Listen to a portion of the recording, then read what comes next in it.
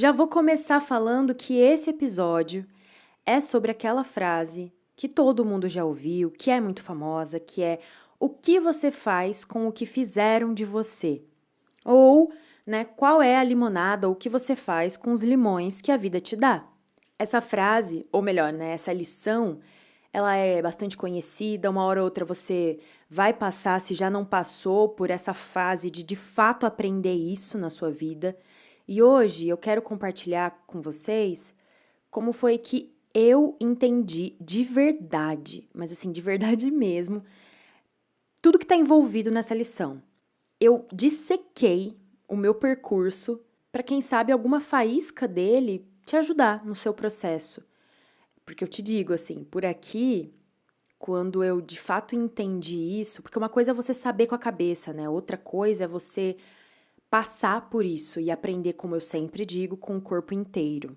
Então, quando eu entendi isso de verdade, com o corpo inteiro, foi um vulcão em plena erupção. Foi assim, mudou a minha vida. Foi um dos grandes aprendizados da vida. Eu acho que é um dos grandes marcos. Não tem como você viver a sua vida de um jeito diferente. Quando você entende, você aprende isso, de fato, o seu caminho muda. Não necessariamente porque as coisas externas mudam, mas porque você muda. E aí, consequentemente, o seu externo pode também mudar.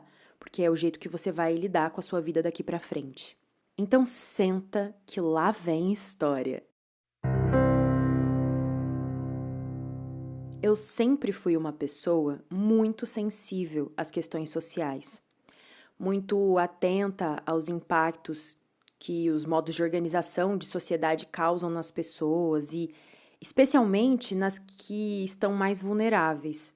E eu não tô falando assim, como eu sou sensível, eu tô só narrando mesmo um fato, que é sim, isso sempre me sensibilizou demais.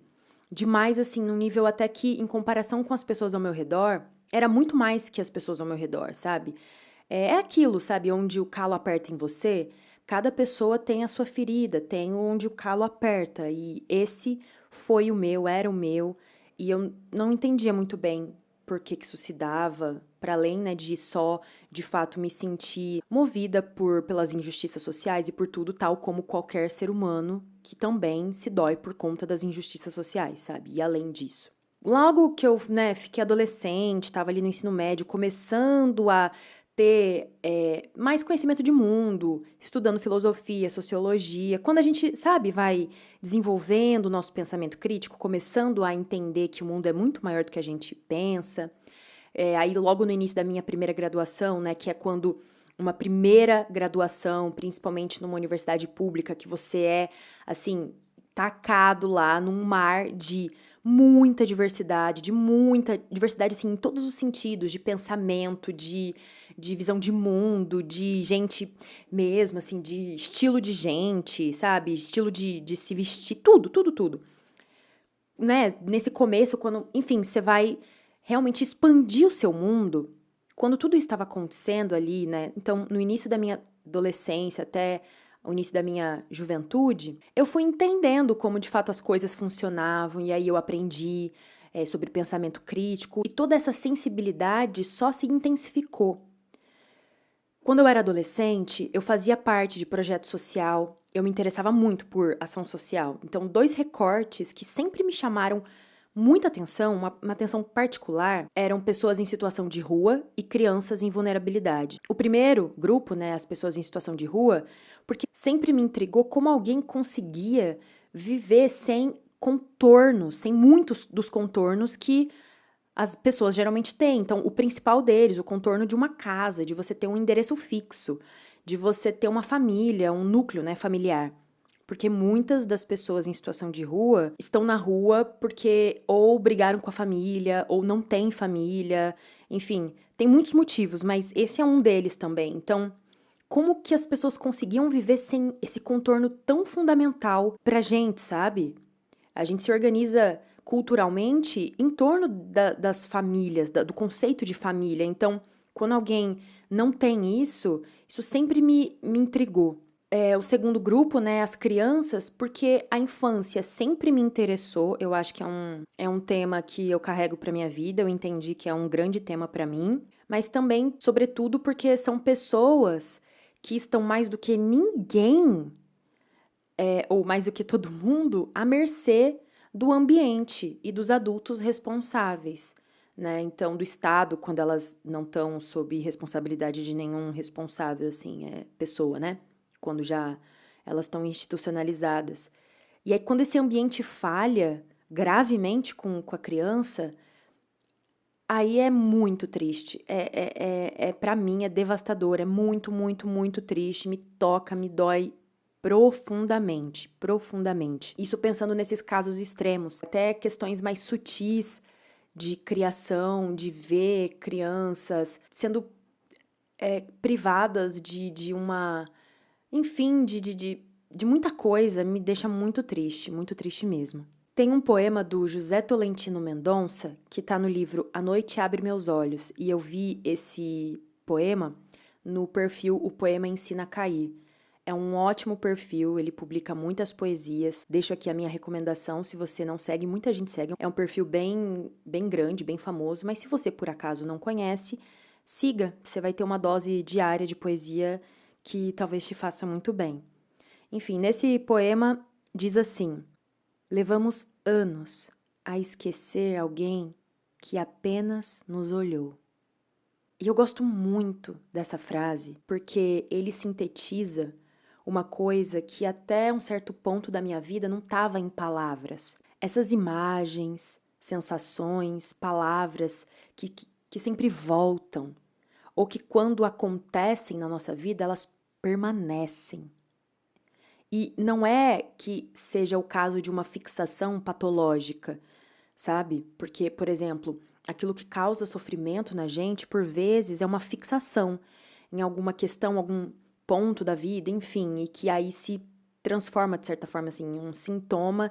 E aí, quando a gente vai pensando numa análise, né? Quando você vai investigando, elaborando um sintoma que você tem, você vai vendo que às vezes é uma fixação numa certa dinâmica, num certo ponto da sua vida, enfim.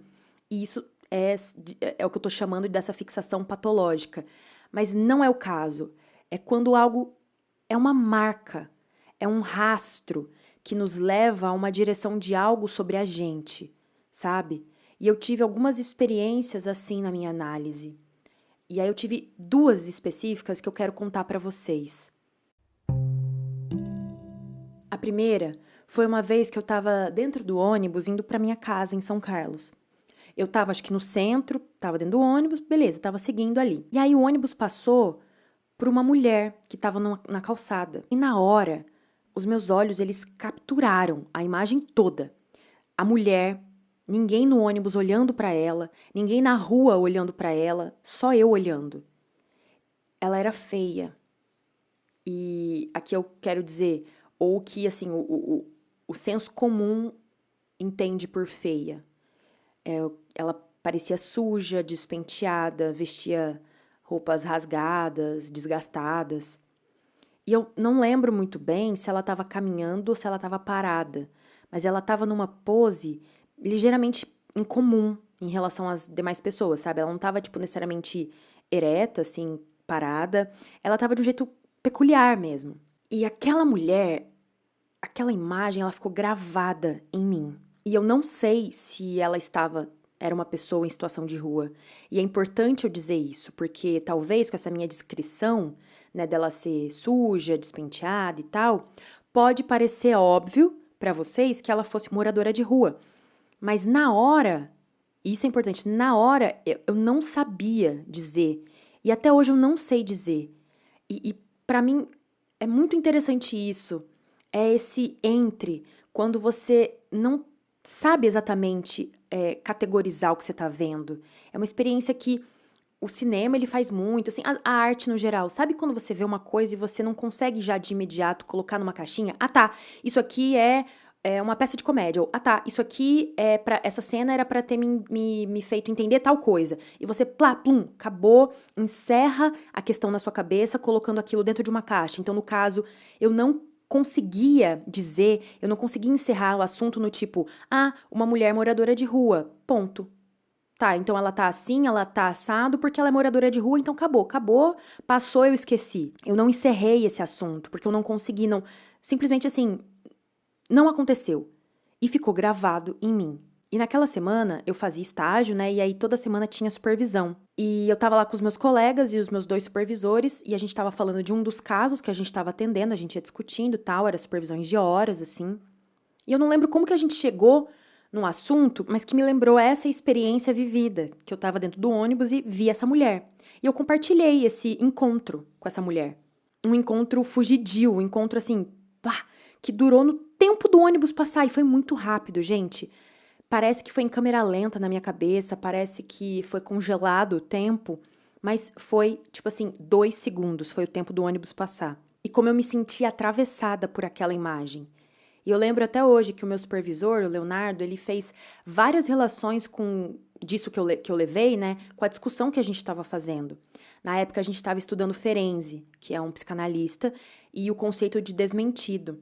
E eu lembro que eu consegui trazer, com as coisas que ele também trouxe, eu consegui trazer alguma palavra, sabe? Também dar algum contorno para aquela experiência que eu tinha tido.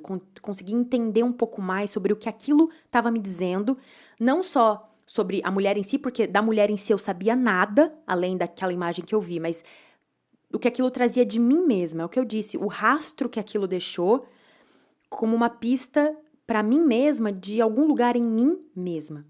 Mas ainda assim ficou muito em aberto. Bom, a segunda experiência eu já morava aqui onde eu moro, em Hortolândia, e eu tinha já acabado o curso de psicologia, e tinha um grupo no Facebook, o grupo da universidade, da UFSCar. Tava assim, rodando o grupo, procurando alguma coisa que eu não lembro, e aí me deparei com uma publicação com a foto de um homem velho, e aí na legenda contava brevemente a história dele e pedia ajuda financeira para ele. Era uma postagem de ajuda, assim como tantas outras que a gente vê. A imagem daquele homem, e especialmente o olhar dele, ficaram assim para sempre em mim.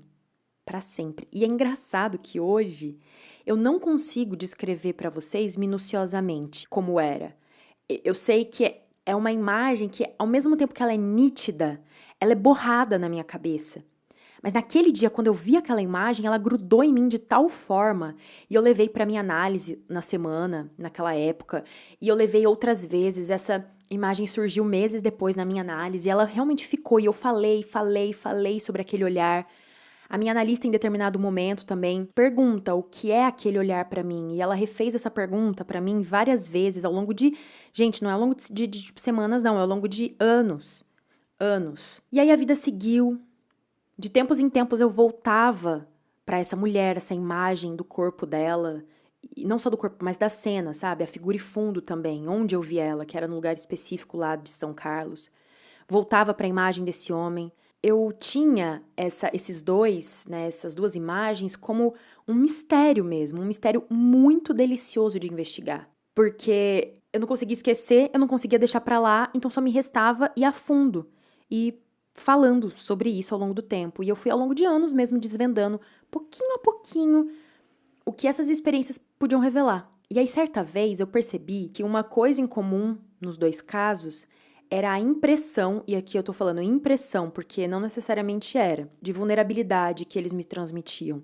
No caso do post, tipo assim, os elementos que eu tinha concretos podiam me falar, me passar essa ideia de vulnerabilidade, sim, tava despenteada, ela tava com roupas rasgadas, e a foto do homem não tava só uma foto, era acompanhada de um texto que pedia ajuda financeira. Então, sim, eu tinha elementos que podiam me dizer que eles eram pessoas em vulnerabilidade. Mas é importante eu frisar isso de novo, assim, que é a impressão de.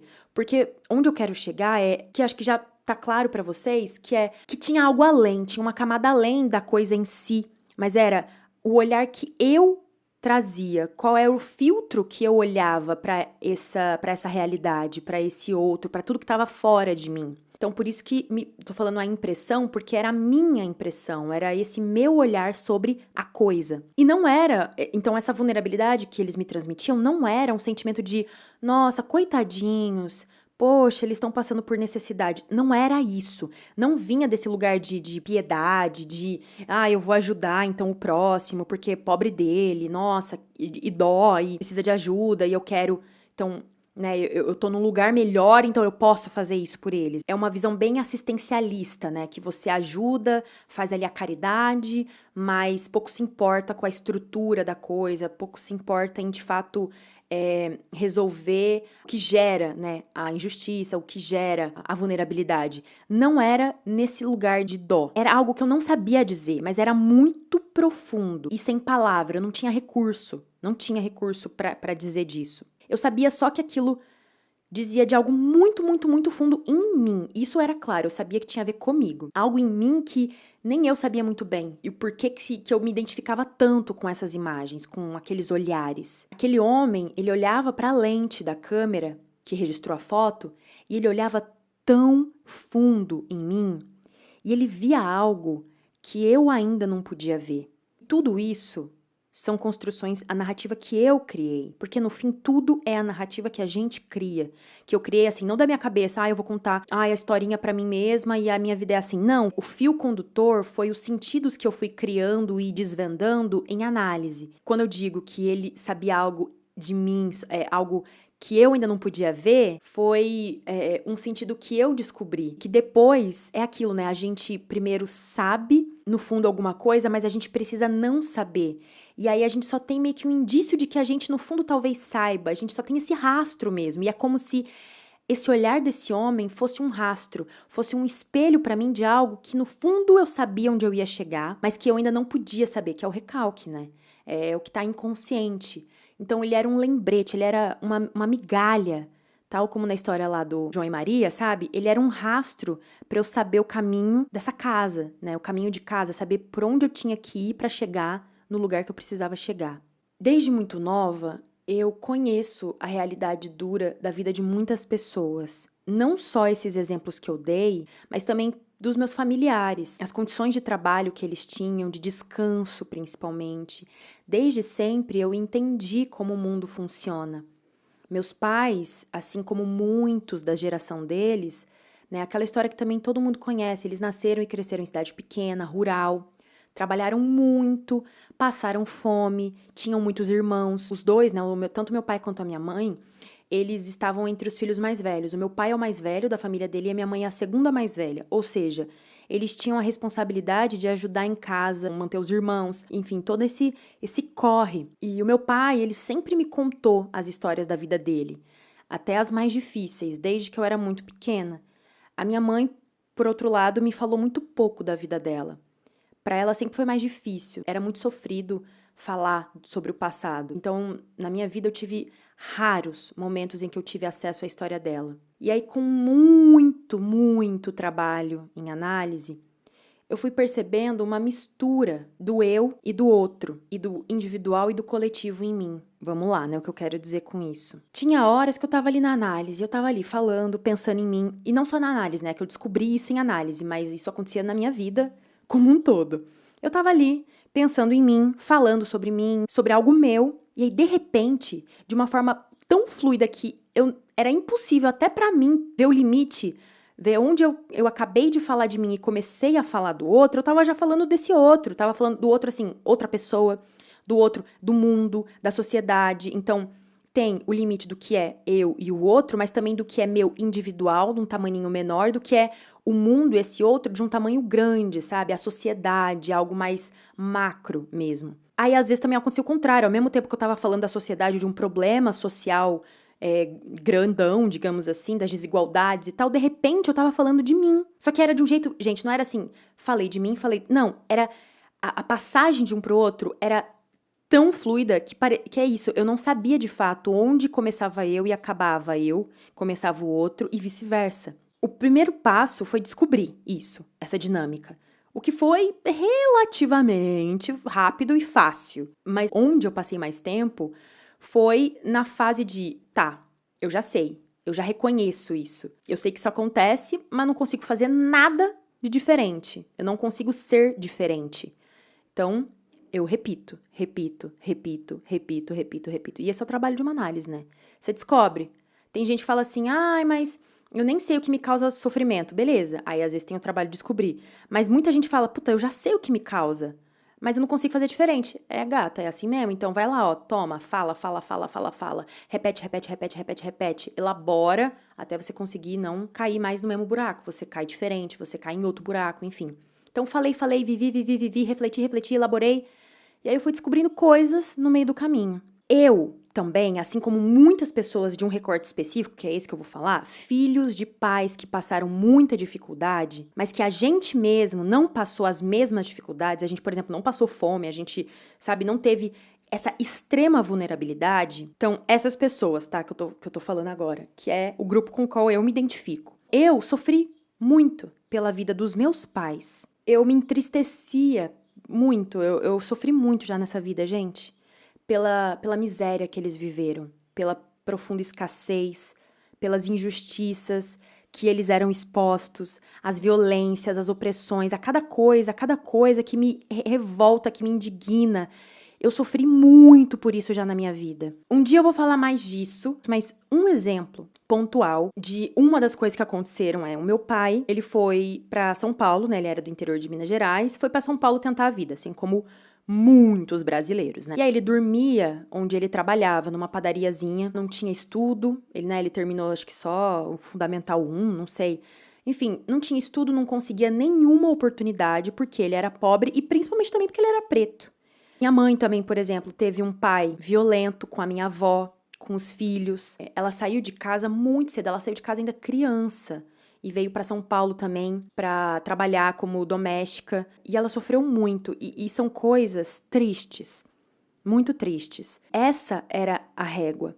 A minha vida era infinitamente melhor do que as que os meus pais tiveram. Porque a gente não passou, tô falando aqui nós, esse grupo de pessoas, mas eu não passei pelo que eles passaram. E aí, quando as dificuldades da minha vida vieram, mesmo quando criança, então é isso, as nossas dificuldades, elas vão se complexificando à medida em que a gente vai crescendo. Então, não é porque eu era criança que as minhas dificuldades eram menores, elas eram dificuldades, só que dificuldades de criança. Só que quando a gente é criança, a gente vê o mundo muito maior, então, assim, as dificuldades de criança são também tão complexas. É a mesma dimensão do que as nossas hoje, as nossas reais dificuldades hoje. Então, por isso que eu defendo muito a infância e eu defendo muito o nosso olhar para as crianças como, de fato, pessoas, porque é o que elas são. E sem menosprezar o que elas dizem, sem menosprezar os desafios que elas passam, porque, é difícil demais ser criança. Mas, enfim, voltando, né? Quando essas minhas dificuldades vinham, mesmo quando criança, eu me sentia culpada. Eu me sentia não no direito de me entristecer por mim mesma, ou me enraivecer pelos meus motivos. Afinal de contas, né, eu tenho uma vida boa, eu não passo fome, eu isso e aquilo, e aí várias historinhas que eu ouvia, que eu me contava, e por vezes era o que eles me falavam também, na melhor das intenções, mas era o que eles me falavam. Mesmo eles achando que eles estavam de fato me mostrando, na melhor das intenções, assim, de fato que minha vida era melhor. Factualmente, concretamente, se eles passaram fome e eu não passo fome, a minha vida é melhor, em algum sentido. Sim, sim. Mas como isso chegou em mim, pra pessoinha que eu era, trouxe muita culpa. Muita culpa. Então eu não conseguia me entristecer por mim, me enraivecer por mim, sentir as coisas por mim, porque eu não achava que eu tinha direito. E foi assim que eu cresci, sentindo muita culpa e acreditando que eu era ingrata pela vida que eu tinha, que eu devia ser mais grata sempre. Então, uma sensação de dever o tempo todo. E muita gente, eu já vi muitos episódios também de podcasts, muita gente hoje em dia, principalmente mulheres, né, falam bastante disso. Principalmente dessa geração minha e gerações pra trás, né? E eu sempre fui uma pessoa muito intensa. Então, não é que eu não sentia, então eu falava, ai, não posso sentir isso, então eu simplesmente não sentia. Pelo contrário, né? A gente sente, eu sentia. Só que aí eu sentia o que eu tava sentindo mesmo, sei lá, a insatisfação, ou de tal forma por, sei lá, um conflito que eu tive na minha vida. Qualquer coisa, assim, minhas questões de criança, sei lá, quando eu tinha problemas na escola, ou quando eu brigava com as minhas amigas. E aquilo me afetava, eu ficava triste, por exemplo, mas eu sentia, só que aí eu sentia o que eu tava sentindo, e sentia culpa por achar que eu não devia estar sentindo, que eu não tinha direito de estar sentindo aquilo, e de reclamar. Que eu não tinha direito de reclamar daquele motivo, porque afinal de contas, eu tenho o direito de reclamar que a minha amiguinha brigou comigo sendo que meus pais passaram fome? Não tenho direito. Então, era fácil pra mim me identificar com a vulnerabilidade com a injustiça, com a desigualdade social. Era mais fácil me identificar com a dor, porque era uma coisa que eu ouvi muito. E não só que eu ouvi, meus pais, eles também cuidaram para que, né, não quero parecer aqui que eles ficavam falando e falando e falando coisas. Não é, gente, é na sutileza, porque criança percebe as coisas, a gente é esponjinha quando a gente é criança. E o meu entorno também, eu olhava pro meu bairro, eu via as injustiças, e a gente não é burra quando a gente é criança, não. Eu via as coisas e eu ia me doendo por aquilo, porque já acho que naturalmente eu já era uma criança sensível e a forma como eu fui criada foi intensificando isso. E aí que na análise, né, anos tarde, já depois, eu fui falando de como eu ficava puta, tão puta, mas assim, puta da vida e afetada por essas injustiças sociais e falando muito disso e tal, eu também percebi o quanto que eu guardei a minha raiva, o quanto que eu não consegui, eu não soube, não fui ensinada e ao mesmo tempo, eu acho que também pela época em que eu fui criança, não ensinavam crianças, principalmente crianças meninas, a lidarem com a sua própria raiva, a expressarem a raiva. Então eu sempre guardei muito, muito. E isso que eu ainda sempre também fui uma criança bocudinha, sempre falei bastante, como eu falei no episódio passado, né? Que eu era bocuda, mas tanta coisa eu também guardei. E aí que eu descobri que essas injustiças, tudo isso que eu ficava puta, que me afetava, essa injustiça também dentro de casa, a diferença, por exemplo, da criação minha e do meu irmão, que eu ficava assim, eu demorei pra perceber o quanto isso me afetava. Tipo assim, quando eu era criança, isso me afetava, então eu ficava mal. Só que eu não sabia identificar, não tinha palavra pra isso, então eu só tinha acesso ao sentimento. Só depois de adulta, depois de grande, fazendo terapia, que eu entendi, ah, tá, o que é que me deixava tão puta? Era que meu irmão tinha uma mesada maior que a minha, por quê? Porque ele era homem, ponto. Sabe? Ponto. Ah, tá. Então eu ficava puta por conta do machismo. Ah, eu ficava puta por conta disso, daquilo. Então, percebem? O trânsito entre eu e o outro, entre esse eu individual pequenininho, cotidiano, com as causas coletivas e maiores, ele era muito fluido. Eu não conseguia identificar. Eu ficava puta com a injustiça social, porque era a injustiça social que fez com que os meus pais tivessem essa vida, esse início de vida tão bosta, e que eu fico muito brava com isso, eu fico muito brava que hoje as pessoas ainda passam fome, que hoje as pessoas têm condições de trabalho precarizadas, eu fico indignada com isso. Mas com o que eu também estava indignada? Com uma coisa muito pontual e que tem a ver comigo, que era com a minha vidinha ali, que é o meu irmão, viver essa injustiça, eu, dentro da minha casa, dentro do meu contexto, em que o meu irmão ganhava mais do que eu, a mesadinha ali, porque ele era homem. Só que na minha cabeça isso não estava claro, então as coisas ficavam muito misturadas. Por muito tempo, eu acho que eu me relacionei mais com as opressões e com as dores dos meus pais do que com eles próprios. Era como se as dores deles, os traumas deles, as marcas neles fossem maiores do que as próprias individualidades deles como pessoas. E não era por mal, era só porque era como também eles foram criados, entendeu? As oportunidades que eles tiveram, como eles acharam que era o que devia ser feito. Eu cresci com muito mais esse olhar do que necessariamente para as coisas boas da vida, sabe? Principalmente a minha mãe, que também é mulher e minha mãe. E que mãe, por si só, já é uma baita coisa, né? Uma função muito importante no nosso psiquismo. Agora eu não sei de quem que é essa frase, que psicanalista que disse, pai e mãe, eles são mais do que só palavras, são significantes, eles têm funções, como eu falei, funções no nosso psiquismo. Então, não é só a pessoa em si, é o que ela representa pra gente, é o que ela é dentro da gente. Tanto que, às vezes, você não vai ter necessariamente problema com a sua mãe, com a figura mesmo concreta da sua mãe, mas o que é esse mãe? Quem é essa mãe que você carrega dentro de você? O que você conseguiu fazer disso, né, ao longo da sua vida? E como você tem essas funções internas dentro de você. E às vezes, e uma análise vai te mostrar, já tô dando um spoiler aqui, que às vezes a mãe que você tem dentro de você, o pai que você tem, o avô, a avó, enfim, mas tô falando aqui especialmente do pai e mãe, às vezes tem muito pouco a ver com a pessoa concreta. Porque as pessoas, inclusive a pessoa concreta, a pessoa real que existe, de carne e osso, o tempo passa e ela muda. Mas o que você tem dentro de você, às vezes, é uma mãe que foi a sua mãe, sei lá, no primeiro ano da sua vida. Que foi a sua mãe em uma fase muito específica, que foi a sua mãe em um ponto, em um momento. Ah, Bruna, mas então, nossa, como eu saber? Bruna, eu sou mãe, meu Deus, tô morrendo de medo. Será que eu vou traumatizar meu filho? Como dizia a Sui, a única forma de você não traumatizar um filho é não tendo um. Então, a questão nem é essa também. A gente tá já há anos-luz à frente dessa discussão, eu acho, né? Mas eu vou aqui falar, que é, ah, mas então é tudo culpa da mãe, tudo culpa, né? Principalmente da mãe. Não, gente, não é. Vamos lá, né? Calma lá. Mas o que eu tô querendo dizer é, não tem como saber o que vai te marcar. Tem coisas que a gente só descobre depois, como também diz a Ana Sui. A gente só vai descobrir que talvez, é isso, nesse exemplo que eu dei, ah, pô, nossa, então a mãe interna que eu tenho, o pai interno que eu tenho, nossa, ele é tão circunscrito, sei lá, a uma fase, sei lá, porque o que marcou você, criancinha, o que marcou você em tal fase da sua vida foi aquela fase específica. Puxa, aí você descobre que sim, foi aquela fase. Você só vai descobrir isso no caso a caso e você depois, anos fazendo sua análise, sua terapia.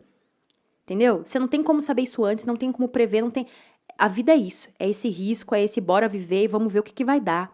Entendeu? A gente faz o melhor que a gente pode. Bom, fechando esse pequeno parênteses. Particularmente a minha mãe, que além de mulher, então eu também me identifico na questão do gênero, ela foi meu primeiro modelo de mulher na vida, meu primeiro modelo de humano, né, pessoa humana, eu entendi, ah, tá, eu sou um ser humaninho, ah, beleza, e depois mulher, ah, tá, eu me identifico com mulher, ah, minha mãe é mulher, ah, tá, isso, né, sem a gente ter palavras, como eu disse. E mãe, porra, então é muita coisa. E aí tem essa frase, né, que eu falei no começo, o que é que a gente faz com aquilo que fazem com a gente, que tem o que a gente passa, o que a vida oferece pra gente, e que por vezes é muito injusto, mas tem o que a gente escolhe fazer com isso. E a psicanálise foi o que me trouxe muito isso, que reforçou isso em mim, foi o que acho que também me tirou, assim, do poço mesmo, nesse sentido da minha vida, porque foi graças à análise e a muitos anos de trabalho, foi o que eu fiz ao longo desses anos, olhando para mim, olhando para minha história, tendo coragem de encarar as minhas feridas, independente do tamanho delas, independente, primeiro vencendo essa culpa, me dando o direito de sentir as minhas feridas, de olhar para elas e ultrapassar essa narrativa que vinha na minha cabeça falando: nossa, mas você acha que você tem direito disso porque a sua vida foi tão melhor e todo o resto que a gente se conta, sabe? Tudo isso, ao mesmo tempo, era difícil pra mim quando eu olhava pro outro, pensar que o outro poderia também fazer isso, tipo, ter esse mesmo trabalho que eu tive de agir dentro da própria vida, porque pra mim soava injusto. Então, assim, como que eu posso cobrar o outro? Como que eu posso esperar que o outro faça alguma coisa, sendo que tem tantas camadas de opressões e dificuldades estruturais operando sobre a vida dele? Sempre me soou muito injusto ouvir isso. Ah, tá, então faz aí, tem o que a vida te oferece, mas tem o que você faz com isso. E isso sempre era injusto pra mim. Eu sempre ouvia isso e mesmo sabendo e entendendo racionalmente as coisas, tipo, sim, que a gente tem a nossa parte que a gente pode fazer e tal, não sei o quê, sempre soava injusto pra mim, porque no fundo eu pensava, mas gente, tem tanta opressão, tem tanta dificuldade, como pode, sabe? E agora fica claro pra mim, acho que pra vocês, que é porque as opressões e justamente as dificuldades estruturais sempre tiveram um espaço muito grande na minha vida. Tomavam muito espaço. Então, mesmo ouvindo sobre essa frase em diversos lugares, lendo, estudando sobre autorresponsabilização e tal, eu vou resumir numa frase só pra explicar o meu pensamento, tá?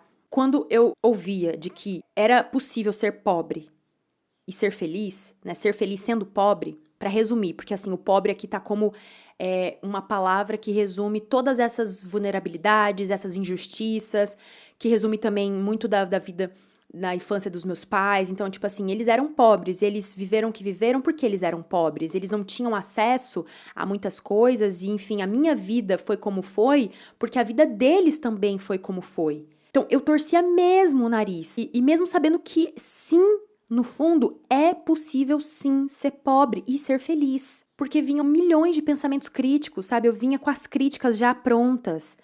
E que eu acho que são importantes sim. Só que vinha a crítica e eu não dava nem espaço para deixar florescer essa ideia. Deixar ela amadurecer, deixar ela viver, deixar a leveza, aquilo que pode ser bom, ter o seu espaço. Porque já vinha logo o ruim, já vinha logo a dificuldade.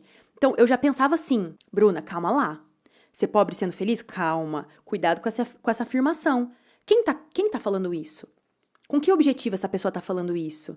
É importante analisar o discurso, viu? Porque, o discurso de ser pobre e ser feliz pode ser usado como argumento para uma não ação diante das condições que a população pobre vive.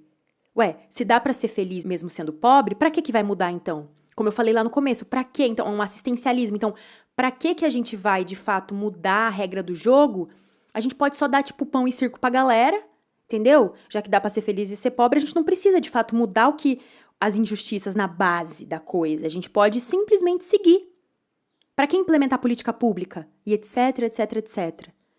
E aí, do lado de cá, como analista, eu já vi o processo de busca por uma vida mais satisfatória de pessoas em situações diversas. E aí, não só com recorte de classe, mas nos outros recortes também. Pessoas em outras categorias, assim, estigmatizadas, sabe? Consideradas dissidentes. Então, em vários outros recortes aí de minoria.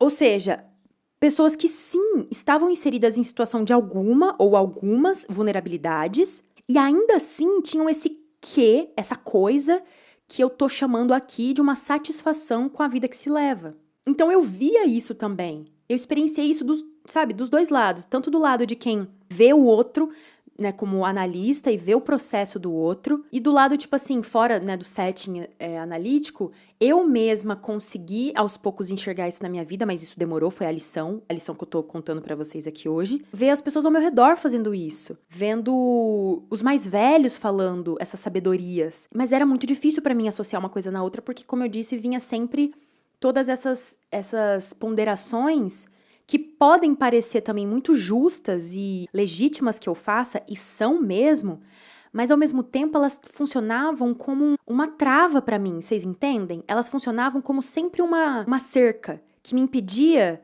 de fato acessar a possibilidade de ser feliz. Porque eu só ficava no ainda não posso assumir isso com tanta facilidade assim. E aí nesse não posso assumir com tanta facilidade assim, eu não assumia nem com a dificuldade, eu só não assumia.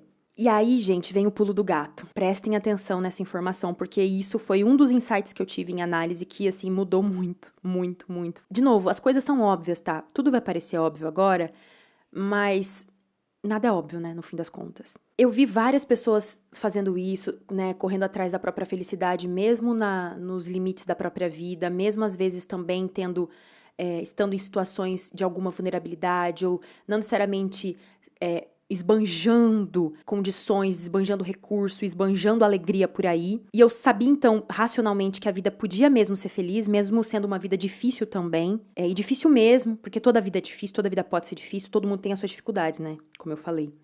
Mas aceitar isso completamente, sem torcer o nariz, era aceitar que uma pessoa não era feliz. E aí eu não conseguia fazer essa equação. E quem era essa pessoa? Minha mãe. Tá vendo a importância dessa figura, mãe, pai, irmãos, quando você os tem, enfim, as primeiras pessoas que estão ali na sua vida, porque são as figuras inaugurais da vida, então elas têm muito peso. Claro que também isso não é uma regra. Para muita gente não é uma grande questão, mas para muita gente para mim era uma questão. Então, vendo deslizar de novo o social grandão pro pessoal pequeno, para mim era difícil aceitar uma verdade, digamos, mais geral, mais grandona, de que sim, é possível que pessoas, sabe, no geral, grandonas, assim, numa visão mais macro, sejam felizes mesmo tendo uma vida difícil. Era difícil aceitar isso, por quê? Porque aí, no fim das contas, eu fui percebendo que o que estava por trás era o pequeno, era o individual. Porque a minha mãe, então, né, que é uma pessoa, não é todas as pessoas, mas a minha mãe, que teve essa vida também muito difícil, ela conseguiu fazer uma boa limonada da vida dela?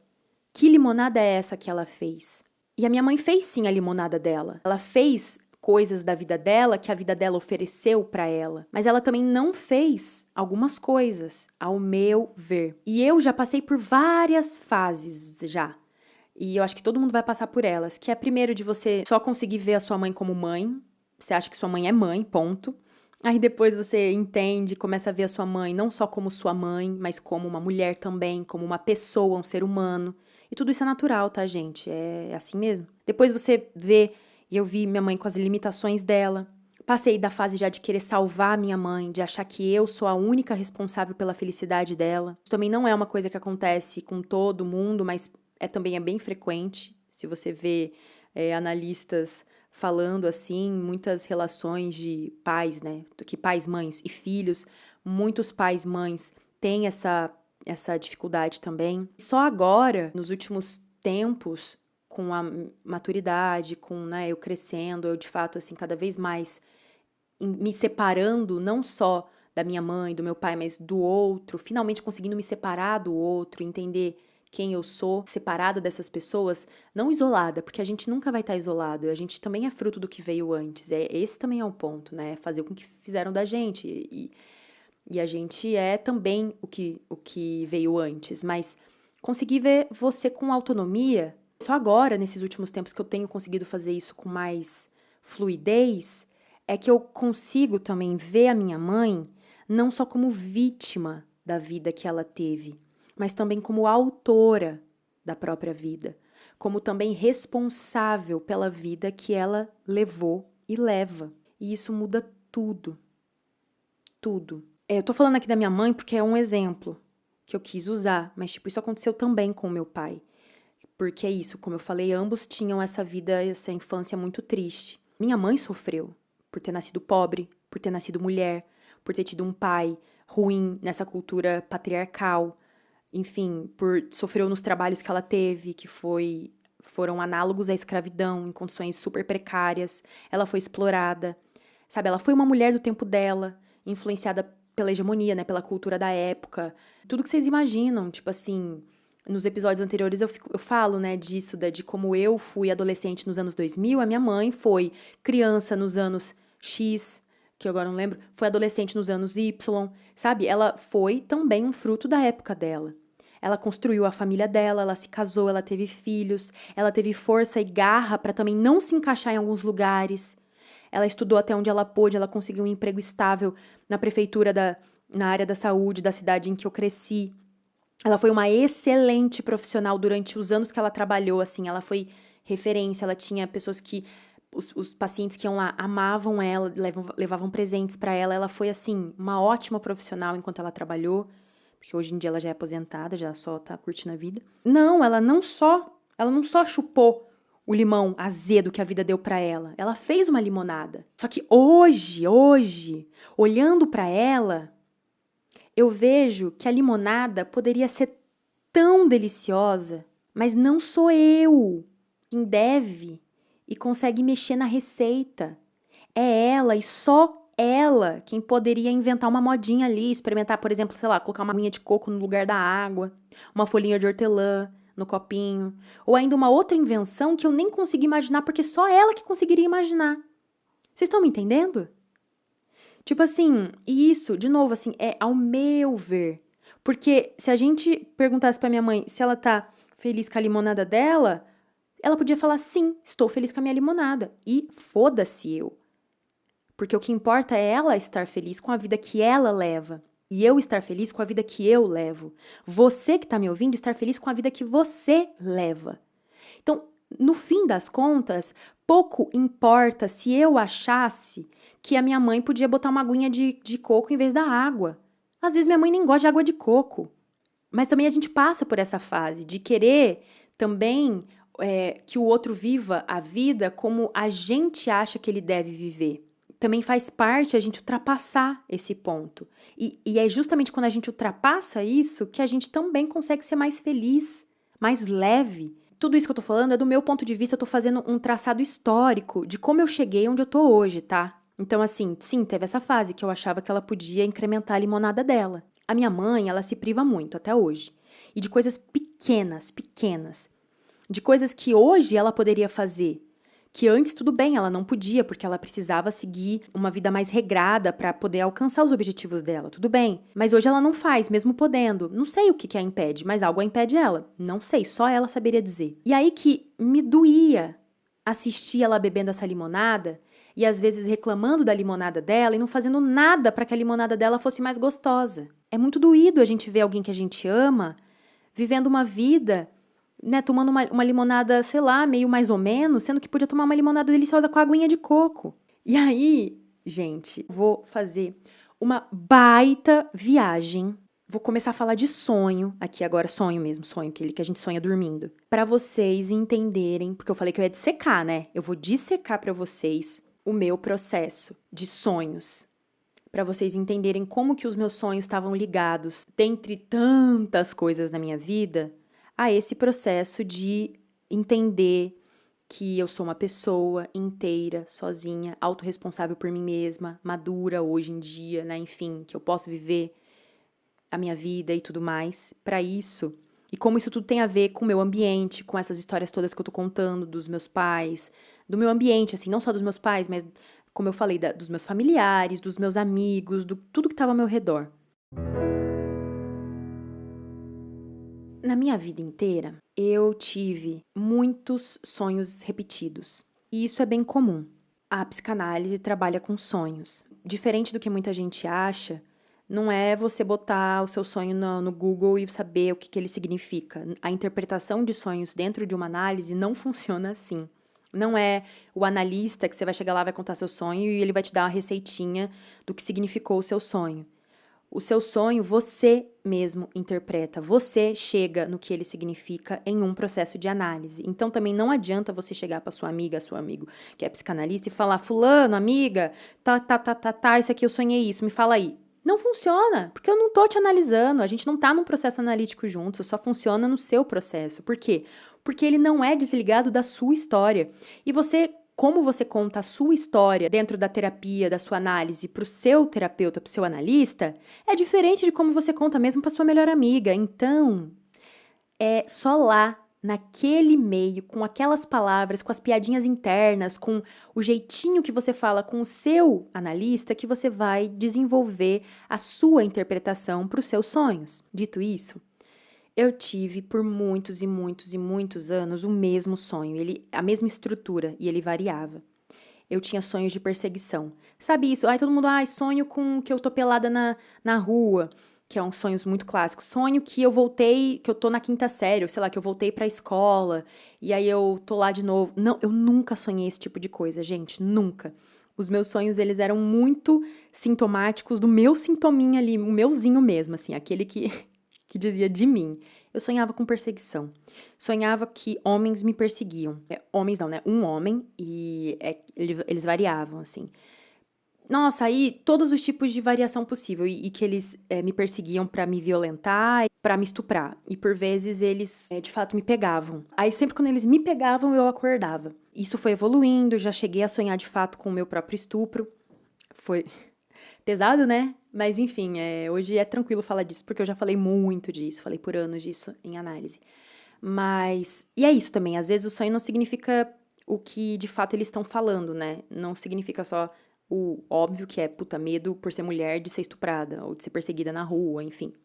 Tem isso, claro, mas para não ficar também muito extenso, eu não vou me discorrer sobre as interpretações que eu cheguei a cada sonho que eu tive, mas o ponto é que, por muitos anos eu tive esses mesmos sonhos. E aí que esses sonhos de perseguição e estupro me levaram, então eu vou falando o caminho, o fio condutor que vai me fazer levar para onde eu cheguei, né? Então, sonhar com isso me fez, com anos também de falar muito disso, entender para além do conteúdo em si do sonho, para além do o que está acontecendo nesse sonho, é a estrutura do sonho. Então, começou a se evidenciar uma dinâmica de presa e predador. Então, tem o perseguidor e tem a perseguida. Tem quem persegue e quem corre, né? Quem é a vítima. Tem a vítima e tem o agressor. Mas aqui eu tô chamando de presa e predador porque é importante. A coisa da vítima e do agressor, ainda que podem ser sinônimos nessa estrutura, a presa e o predador traz para uma coisa mais assim animal, né? Mais animalesca, mais visceral. E é de fato como isso evoluiu. Depois de um certo tempo na minha análise, depois de algumas interpretações assim, ó, plá, da minha analista, eu parei de sonhar com isso, com pessoas, com humanos me seguindo. E aí que meu sonho ele deslizou. Né, com a análise, ele deslizou e foi para um outro tipo de sonho, mas que mantinha a mesma lógica. E eu passei a sonhar com animais. Bizarro, né? Ai, gente, eu adoro sonhos, eu adoro isso. Eu acho muito interessante. Eu já sonhei que animais me perseguiam, e aí qualidade diferente de animais. Eu já sonhei com vacas me perseguindo, já sonhei com jacarés me perseguindo, já sonhei com onça. Depois de um tempo, a dinâmica foi mudando. Eu sonhei muitas vezes e eu sempre era a presa e sempre tinha alguém me perseguindo. Eu tava nesse papel de presa, de vítima. E aí que um belo dia eu sonhei que eu era predadora. Gente, esse dia, nesse sonho, algo mudou. Vocês percebem? Alguma coisa em mim mudou. Porque para uma pessoa que tinha há anos, desde criança, tipo assim, sei lá, eu nem lembro desde quanto tempo eu tenho esses sonhos, mas desde que eu me entendo por gente, eu tenho a mesma dinâmica de sonho. E aí, de repente, eu tô no outro papel. Vocês percebem que, tipo assim, o efeito disso é muito foda. É tipo um filme de terror que, sei lá, você leva assim um baita susto, de repente, aqueles filmes que o plot tem um plot assim fudido, que aí, de repente, você vê que a pessoa que era a boazinha, no fim, é a malvada. Não é aqui onde eu vou chegar, mas assim, de repente, um dia eu era predadora e eu falei, ah, caralho! Eita, mas que alguma coisa que aconteceu. Não necessariamente, nossa, então a predadora era eu.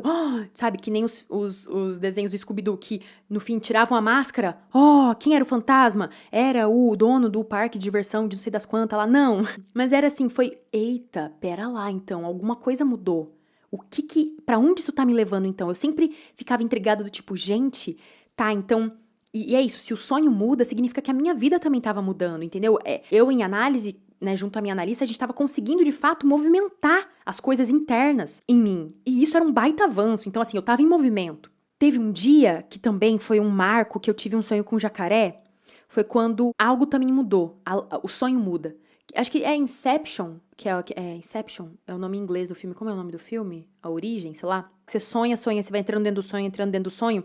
E aquela coisa de sonho lúcido também, que você vai conseguindo fazer todo um trabalho, assim, em vigília para que você sonhe e saiba que você tá sonhando. E aí, acho que é no filme mesmo que ele sempre repete o sonho, e aí até que ele precisa fazer alguma coisa de diferente no sonho pra quebrar o ciclo de repetição. Então, nesse sonho do jacaré, o ciclo quebrou. Foi quando eu entendi que, tipo, plau, alguma coisa aconteceu pra sempre.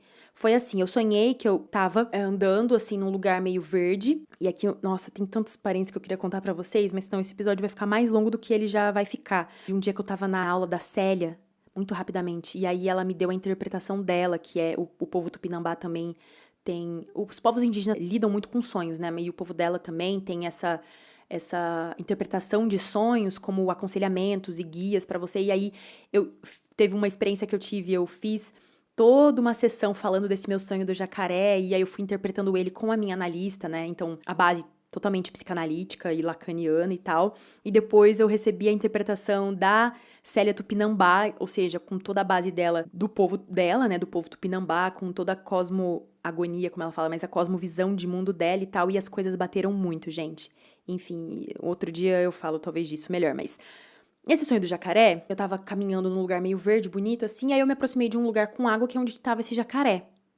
E aí que eu me aproximei, porque em todos os sonhos começava com eu correndo e a coisa correndo atrás de mim, ou eu parada e a coisa começando a correr atrás de mim e aí eu correndo. Então pensa na física, sabe? 2 vetores pra mesma direção e sentido. Então, tipo, a setinha tá pra esquerda, então eu tô indo em direção à esquerda e o predador também tá vindo, né, me seguindo, então também pra esquerda. Nesse sonho, o que aconteceu foi, plum, a minha setinha virou. O predador tá ali com a setinha virada pra esquerda, olhando pra mim. E em vez de eu estar de costas pra ele correndo, eu, plum, virei e fiquei de olho no olho, fiquei frente a frente. E não só fiquei frente a frente parada, mas eu caminhei em direção a mesma direção, mas sentidos diferentes. Não me lembro agora. Mas enfim, nesse sonho eu me aproximei do jacaré, dei uns 2 passos em direção a ele e eu dei um toquinho na boca dele, tipo assim, eu fechei a boca dele, porque ele tava com a boca aberta meio que pra vir me pegar, e eu fechei a boca dele. E no sonho eu conseguia fechar a boca dele, né? Fechar a boca de um jacaré quando ela tá aberta é impossível. Não é impossível, mas é muito difícil. Eu já ouvi falar, por exemplo, também que se o jacaré tá com a boca fechada e você amarra, realmente ele não tem a força suficiente pra, tipo, abrir. Porque a atração dele é na fechada. O peso da mordida dele é no impacto da fechada. Mas se ele tá com a boca fechada e você amarra, é mais difícil pra ele abrir. Eu não conseguiria, com a minha força humana, fechar a boca do jacaré. Mas no sonho eu consegui. E foi fácil. eu meio que só fiz assim, como se eu estivesse fechando a tampa de um lixo. Fechei a boca do jacaré e aí eu saí correndo. Vocês percebem? Eu ainda saí correndo. O jacaré ainda meio que ameaçou correr atrás de mim. Eu não lembro porque, não lembro agora se ele de fato deu uns passinhos atrás de mim, se ele foi atrás, mas foi nesse dia que eu sonhei isso, e eu falei disso na análise, que ela falou, alguma coisa mudou.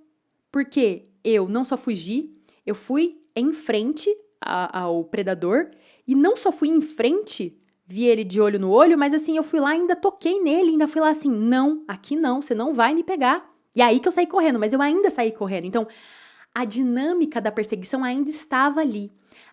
Eu ainda me sentia presa e ainda tinha um predador declarado ali na cena. Teve um que eu era predadora, mas que eu era a onça. Tipo, eu tava sonhando com uma onça e de repente, no fim do sonho, eu descobri que a onça era eu. Também foi um plot, assim. Porque no começo eu só via a onça, não me via. Eu não via o meu corpo. Eu só, tipo assim, era como se o meu olhar fosse a câmera. Então eu sabia que eu tava meio que atrás da câmera. Entendeu? Como a gente vê o mundo. Tipo, a gente vê nossa mão, né? A gente vê em primeira pessoa. Então eu tava vendo a onça ali, na minha frente. Tava assumindo que no começo do sonho ela era predadora e eu a presa, assim como sempre.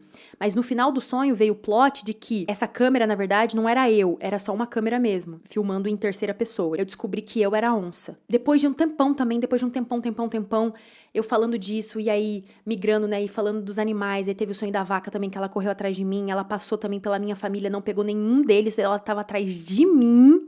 Era uma dinâmica assim, era um bagulho que dizia respeito a mim mesma, porque ela passou, não é que ela queria pegar qualquer um, ela queria me pegar. Teve um outro sonho também, que eu sonhei com um jacaré, mas ele já era meu pet. Nossa, esse sonho foi muito bonito, gente. Ele tava correndo atrás de mim, então o sonho começou com a mesma lógica da perseguição, tipo assim, a mesma cena. Tal como um filme que começa de um jeito, mas aí depois a cena se descortina ou tem um zoom out e você descobre que, na verdade, o contexto era outro, que parecia perseguição, mas na verdade, eu tava brincando com o jacaré, porque ele era meu pet. Então ele tava correndo atrás de mim, tal como um pet corre atrás do dono. Tipo, um cachorrinho vem, corre atrás pra brincar com você e pular em você e te lamber e não sei o quê.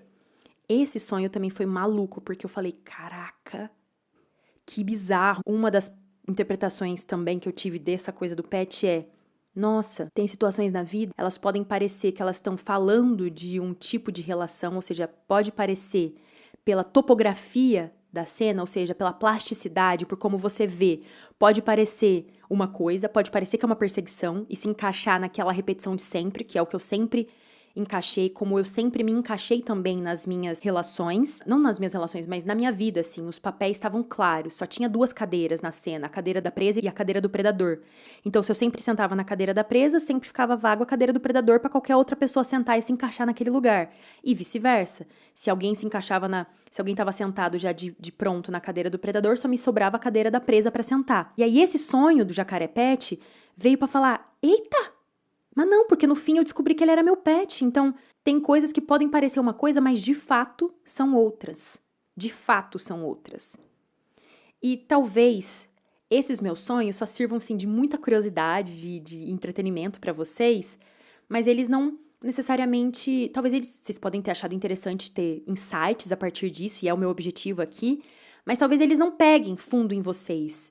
Porque esse é o ponto também de uma análise de cada processo. Por isso que é tão difícil, não dá pra generalizar, porque só pegou pra mim porque eu também sei qual é a minha relação que eu tenho com a natureza, com os animais, com... Porra, tudo. Porque é isso, pra você pode ser outra coisa, outra estrutura de sonho, pode ser outro sonho com outros temas. Mas pra mim, quando eu sonhei essas coisas e eles foram tendo relações, tipo assim, dá um filme, se eu fosse... Eu tô contando como um filminho, porque é tão interessante quanto um filme.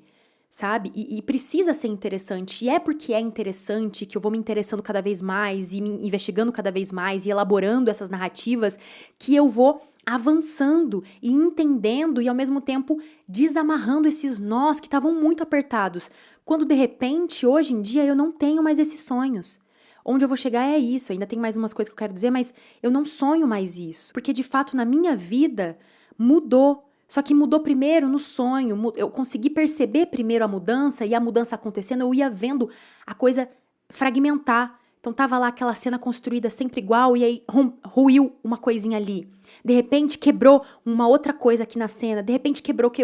Foi quebrando, foi se desfacelando, foi se desconstruindo mesmo ao meu olho nu, no caso ao meu olho onírico. Foi se desfacelando aos pouquinhos, como as coisas eram, e foram reconstruídas outras relações. Não sei você, mas eu acho isso do caralho. E isso é um baita trampo, tá? É um baita trampo. E é que uma análise convida a gente, é que a vida convida a gente a fazer, na verdade. Você não precisa de uma análise, mas às vezes numa análise isso é mais intensificado, você vê mais fácil, talvez, né? Encerrado aí esse ponto do sonho, teve um dia que eu também tive uma sessão, eu não me lembro do que eu falei, mas eu saí da sessão e tava assim, borbulhando, gente, borbulhando, borbulhando. Foi bem nessa fase que eu tava pensando nisso, né, em autorresponsabilização, em viver a minha vida e tal. Eu saí, eu tava borbulhando. Sabe aquelas sessões que você sai e você não consegue falar com ninguém, você tá assim, você precisa de... Eu tava, assim, muito atônita e eu saí pra caminhar. Tem sessões que eu preciso sair pra caminhar pra, tipo, gastar uma energia, porque eu tava... eu já tinha falado um monte, mas eu ainda... Eu tava, assim, fervilhando. Tenho esse costume de ficar gravando áudios pra mim mesma, pra elaborar o que eu sinto, e escrevo também, né? Então eu tenho essas duas ferramentas. Eu escrevo e falo pra mim mesma, né?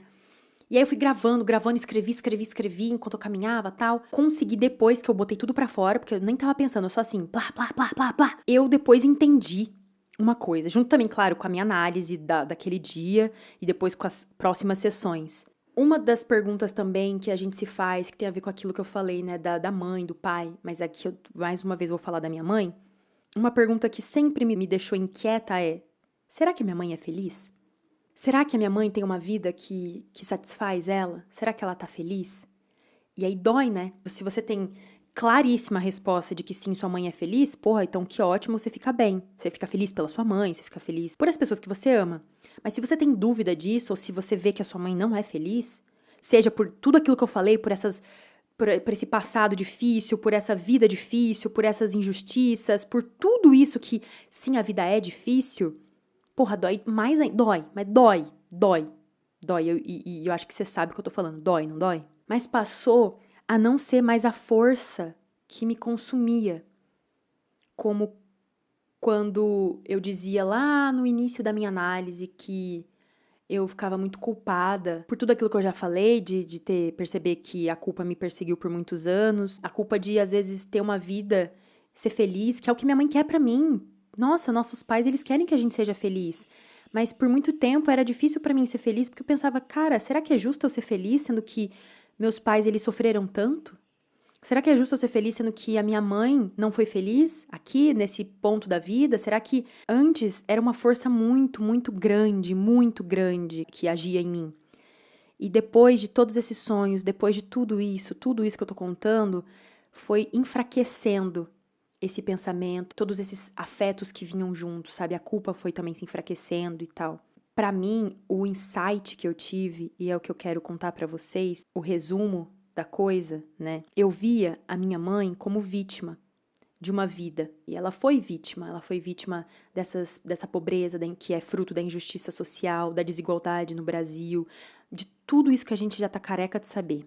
Vítima da vida que ela teve, vítima de alguns homens da vida dela, né? Porque ela era mulher e tudo mais.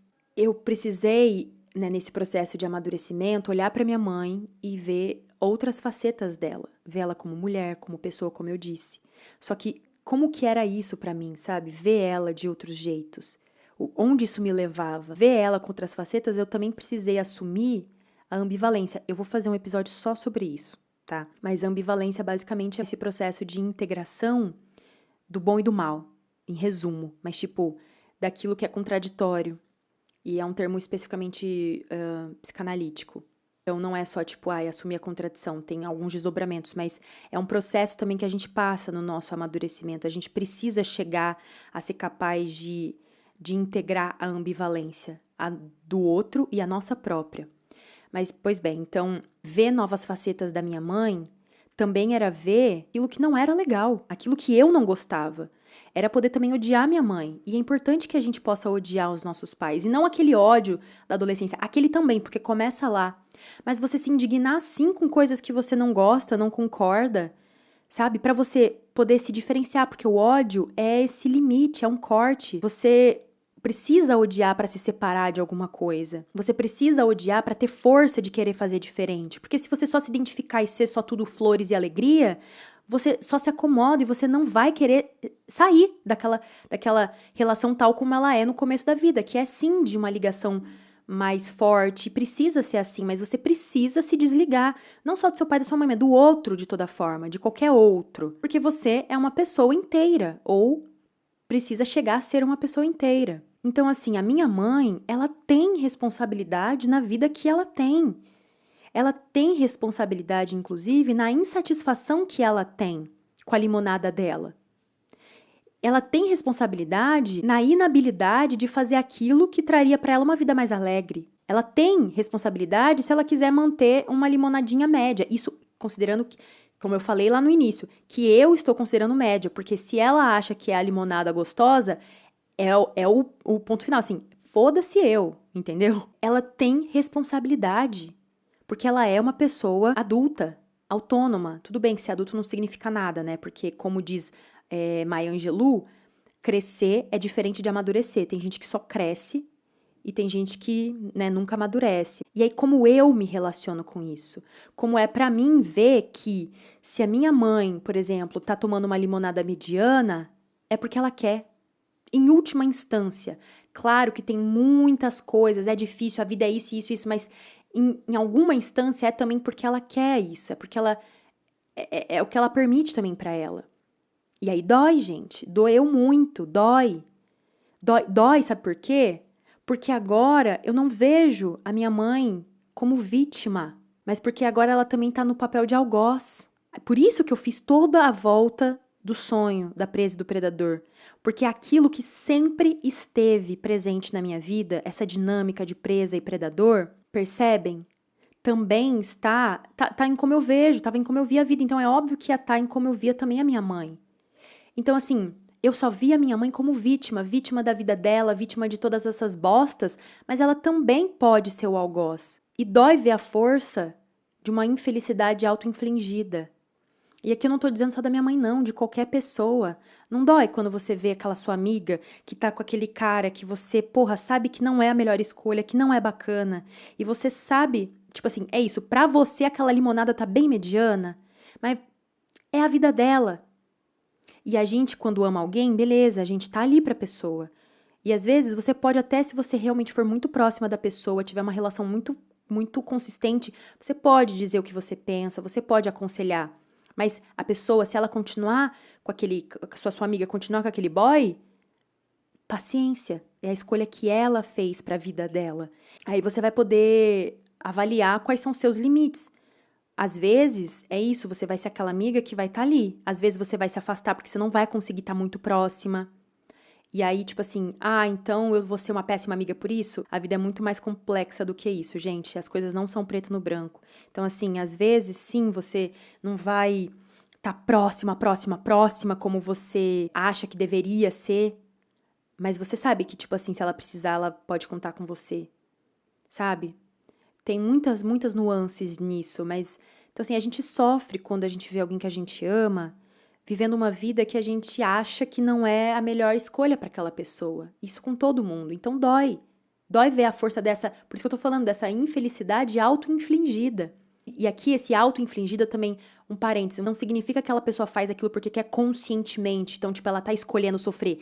Não, a coisa é muito complexa, tá? Então, assim, não entendam que eu tô falando isso.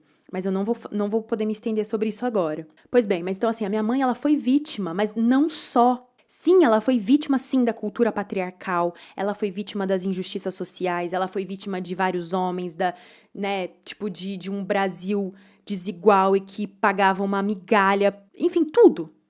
Mas ela também foi vítima de si própria, em algumas questões da vida dela. Por exemplo, nisso que eu falo pra vocês, de tipo, dela se privar de coisas pequenininhas que agora ela pode fazer. Quando ela se priva disso, ela tá sendo vítima dela própria. Antes, eu sofria pelas violências que a minha mãe sofreu. Antes, eu sofria muito por tudo isso.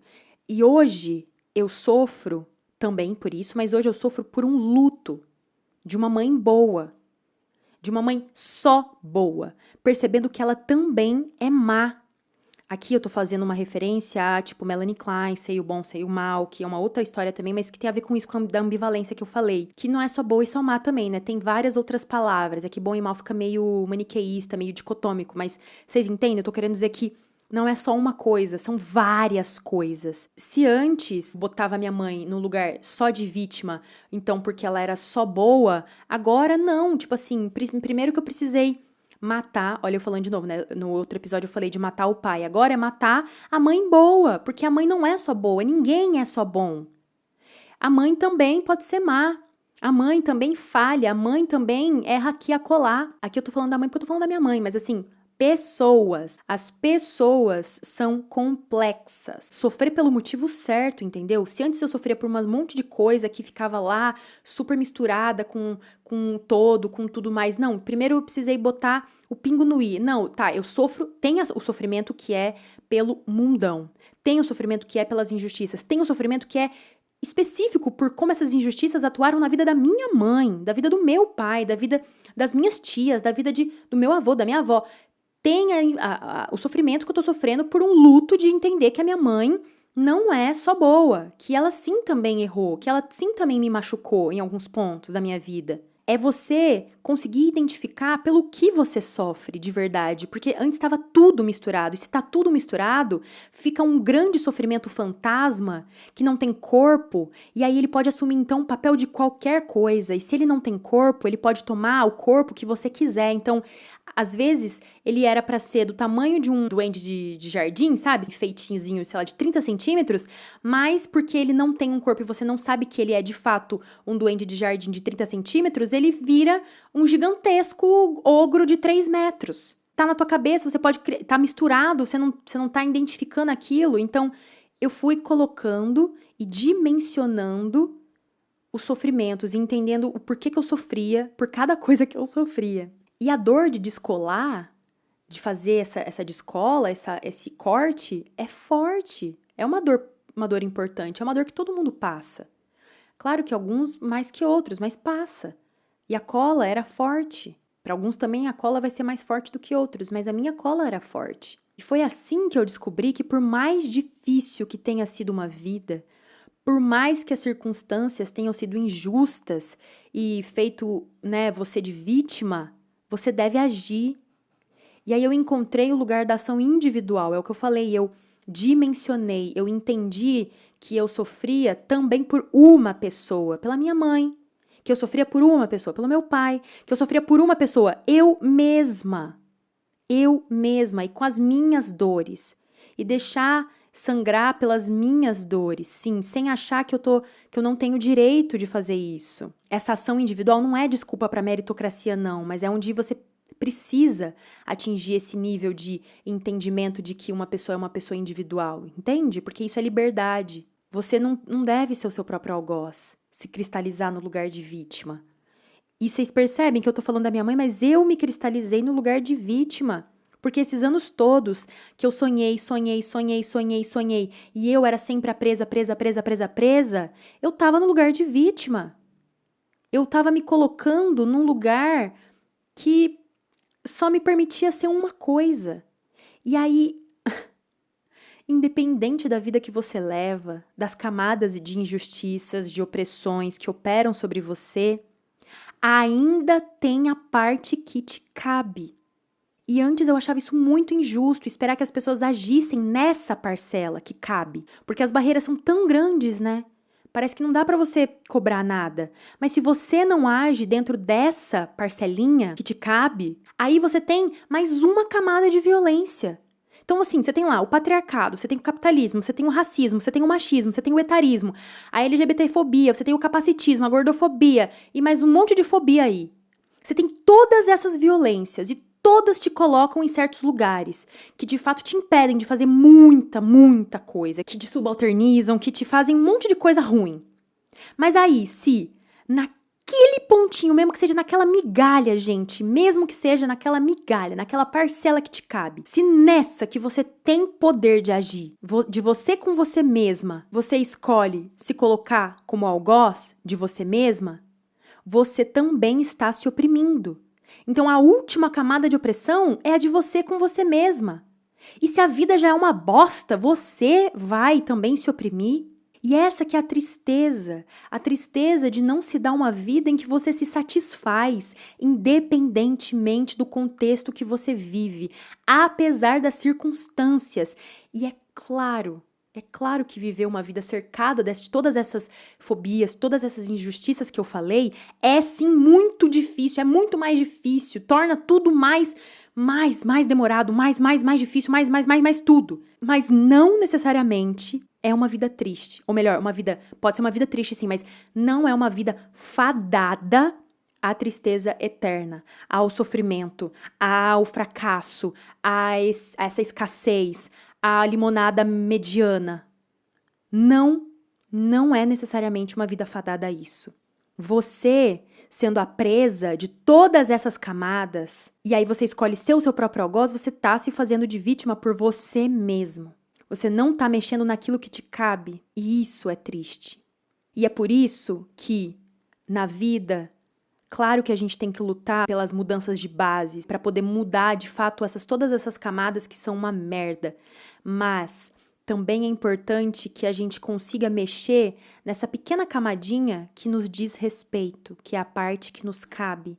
E é por isso que uma análise ela é feita de migalhas, e eu vou fazer um episódio também só sobre isso. E é por isso que lá no episódio 4, sobre o surdo de terceira, eu falo tanto sobre a capacidade, né, imaginativa, a percussão imaginativa, e sobre a capacidade de criar que a gente humano precisa ter, e desenvolver e nutrir. Não é criar porque você é artista só, não, é criar soluções criativas para a vida. Por exemplo, a minha mãe, ela é super vaidosa. E ela gosta muito de pintar as unhas. Eu, por exemplo, não pinto as minhas unhas. Eu pinto só às vezes. Eu não ligo muito. Eu gosto, às vezes, de ter a unha bonitinha, mas não é, de fato, aquilo que, tipo, eu faço muita questão. Eu faço muita questão de ter minha sobrancelha feita. É uma coisa, assim, que eu gosto, eu acho bonito e não sei o quê. E aí que a minha mãe, hoje em dia, ela mora na roça, então ela vai ficar lá mexendo na terra, nas plantinhas dela. É uma coisa que ela gosta. Mas, mexer na terra, mexer nisso, naquilo e não sei o quê, lavar a louça, cuidar da casa, desgasta a unha. E ela faz a unha toda semana. E aí que toda semana ela faz a unha e fala assim, eu já ouvi ela falando assim, não vou parar de fazer a unha. Porque eu faço a unha e depois, tipo assim, no dia seguinte já ela tá feia de novo porque, né, desgastou ali com tarefas do dia a dia. Primeiro que, paciência, desgasta mesmo.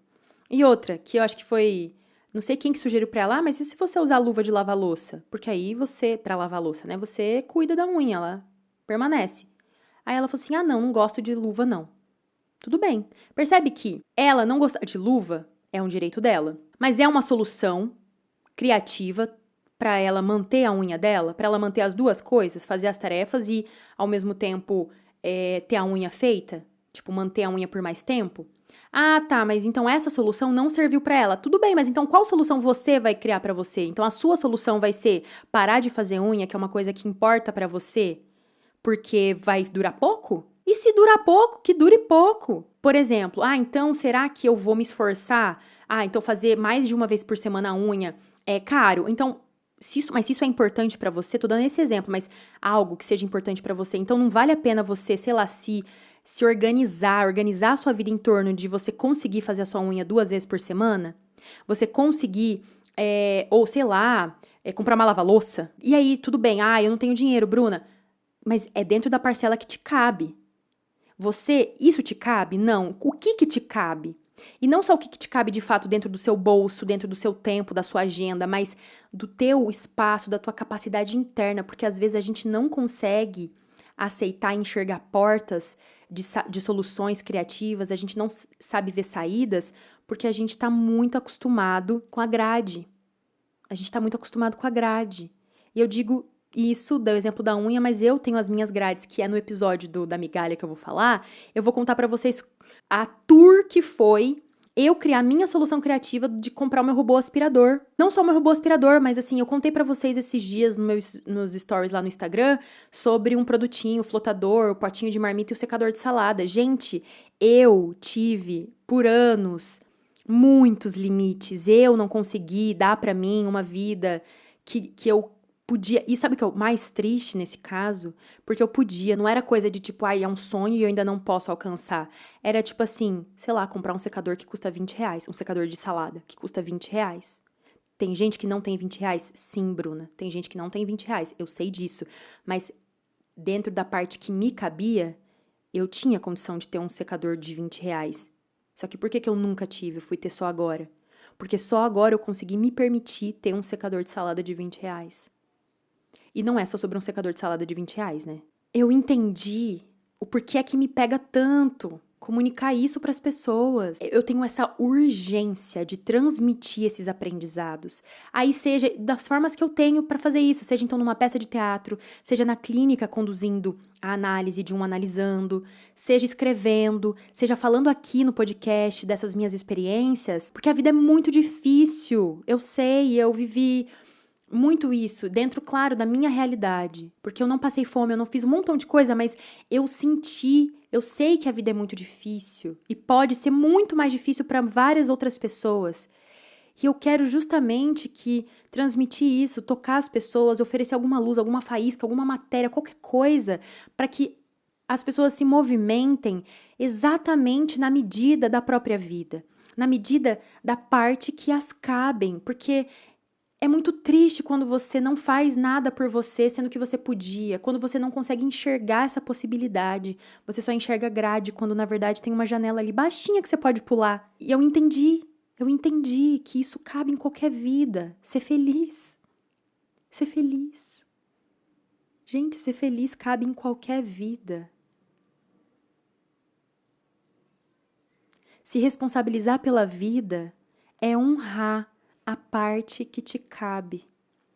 É dar crédito àquilo que é você e que é seu. Se a gente é fruto do que veio antes, se a gente nasceu onde a gente nasceu, se a gente tem a vida que a gente levou, que a gente leva, tanto com os privilégios, tanto com as opressões que a gente carrega, então o que é de fato a gente nisso tudo, né, que veio antes? A gente é aquilo que a gente faz. A gente é justamente aquilo que a gente faz. E quanto mais a gente percebe isso, quanto mais a gente tem clareza, a gente se aprofunda nisso, quanto mais a gente se apega a isso, mais a gente está ciente de que a gente pode construir uma vida bonita pra gente. Uma vida da qual a gente gosta. Uma vida que no fim dela não foi vazia. Porque é tão triste, gente, é tão triste você ouvir alguém, e eu que tô na clínica, ouvir alguém, sei lá, de 50, de 60 anos, falar que olhou para trás e não vê nada, que não se sente vivo. É muito triste, dói. Quando a gente faz isso, quando a gente vê que a gente pode construir essa vida bonita pra gente, a gente vai cada vez mais se enraizando na gente mesmo, a gente vai construindo história.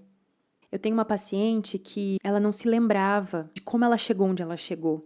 Ela tem muitos problemas assim, de lembrar da trajetória dela. E aí que quando você não lembra de como você chegou onde você chegou, se bate um ventinho, você duvida. Porque é isso, você não sabe como você chegou. Então, se alguém te diz que você é menos, se alguém te diz que você é mediana, você pode acreditar, porque você não lembra de todo o esforço que você fez para chegar onde você chegou. Mas se você sabe o que você fez em cada momento, se você constrói, se você está atento no seu dia a dia, então por que você está atento? Você tem uma relação mais profunda e a memória fica mais forte. Você, diante das circunstâncias externas, você sabe o que você escolheu fazer, você sabe aquilo que você é. Você tem do que se orgulhar, sabe? Você tem uma história para olhar para trás e falar, eu fiz isso. E aí você pode adotar uma postura de não ser o seu próprio algoz. E tudo bem que o mundo pode ser. Você pode estar nessa posição porque o mundo te colocou. Então você pode estar subalternizada porque te colocaram nessa posição, mas não porque você mesma se colocou. Entendeu? Você pode viver umas fases da sua vida que você sim tá num lugar bosta porque te colocaram, mas não porque você se colocou. Ah, mas então se eu tô ali é porque de certa forma eu também me coloquei? Sim e não, porque às vezes você tá ali sabendo que você tá ali porque você tem que estar por um tempo, mas não é que você aceita aquilo achando que aquilo é a sua realidade. Você tá aceitando aquilo provisoriamente, mas sabendo que no fundo você não se colocou ali, você quer sair dali. Todas as camadas podem te dizer não para aquilo que você quer, para aquilo que é importante para você, para aquilo que você é, mas você precisa e você se diz sim. E construir a sua vida, agir na parte que te cabe, envolve isso que eu falei, ter registro ter testemunha, construir não só a sua vida, mas a narrativa da sua vida, o fio condutor da sua vida. E é por isso que uma análise, por isso que a terapia, né, o falar cura, por isso que falar é tão importante. Mas aqui não vale só falar, mas escrever, gravar na memória, fotografar, a análise mesmo, né, compartilhar com amigos próximos, são esses meios de registro dos passos que você dá, das mudanças que você tem. As pessoas ao seu redor são as testemunhas da sua vida. Sabe aquilo que falam que quando você morre, você ainda não morre? Que talvez você morra quando as pessoas todas que lembram de você morrem também, porque aí não há nenhum lastro. Porque você pode morrer, mas você ainda pode continuar vivo no discurso de alguém. Porque você está vivo na memória dessa pessoa. Agora, se ninguém mais lembra de você, não tem nada. Se ninguém mais lembra de você, se, tipo, todas as suas fotos foram queimadas numa casa, enfim, aí não tem nada. As pessoas da sua vida são as suas testemunhas. E aqui eu falei, por exemplo, de alguns desafios da minha mãe, mas eu vou falar também de uma coisa que eu registrei que eu fiz questão mesmo de registrar e que foi muito importante, não só para ela, mas para mim. Eu registrei em foto e principalmente no meu dentro. A minha mãe recentemente comprou um carro novo, um carro zero, um carrão assim bem chique. Nunca na nossa família a gente teve um carro tão chique. Meu pai já teve um carro zero, minha mãe também já teve um carro zero, só que mais simplesinho assim, mas nunca um carrão tão chique. E sim, em tempos em que os carros populares usados estão um absurdo de caro, o carro zero tá mais ainda uma fortuna, tá mais caro que um rim, mas sim, ela foi lá e comprou, ela foi lá e realizou essa vontade dela, porque ela simplesmente quis. Vocês percebem a força disso? E eu acho que isso foi muito importante pra ela, mas ela, sem nem saber, fez algo muito, muito importante pra mim. Tem uma frase que os psicanalistas vivem falando, eu não sei agora de quem é, sobre a importância de uma mulher e mãe ser feliz, que essa é a melhor coisa que ela pode ser para um filho. A melhor lição, o melhor legado, a melhor herança que ela pode deixar é ser feliz. A minha mãe sendo feliz e tendo comprado esse carro zero, o carro zero chique dela, foi uma das melhores lições que ela me deu. Porque depois de tudo que eu contei pra vocês, vocês devem conseguir entender o impacto disso em mim, né? Ver a minha mãe feliz é também, de certa forma, uma porta aberta, uma, entre aspas, permissão para que eu seja também. E aqui eu tô usando permissão entre aspas porque não é só isso que me permite, né? Como eu falei pra vocês, veio muito também de mim, de um trabalho muito, muito, muito, muito insistente. Ela sendo feliz, eu vejo que, porra, dá pra ser feliz também. E lembra que lá no início eu falei que essas coisas eram tão misturadas porque eu ainda não sabia botar os pingos nos is.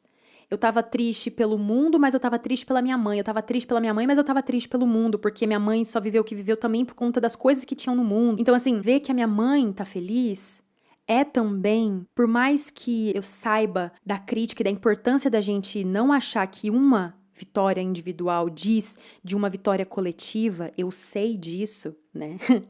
Ai, gente, as ponderações na minha cabeça são firmes e fortes. Então, assim, eu sei disso, mas essa, entre aspas, vitória individual, mas essa celebração de uma pessoa sendo feliz e uma pessoa que é importante pra mim e uma pessoa muito importante pra mim, que é a minha mãe, me fez ser capaz de abrir uma baita porta de olhar diferente para o todo, para o mundo também. A gente também olhando para uma coisa pequena, a gente também pode conseguir alterar o maior.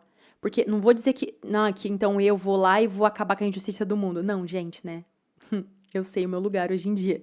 Porque antes eu tinha, acho que essa ilusão aí, né? Mais jovem. Mas, tipo assim, mas começou mudando pelo menos a minha visão do todo. O meu entendimento do todo. De que sim, é possível que haja felicidade.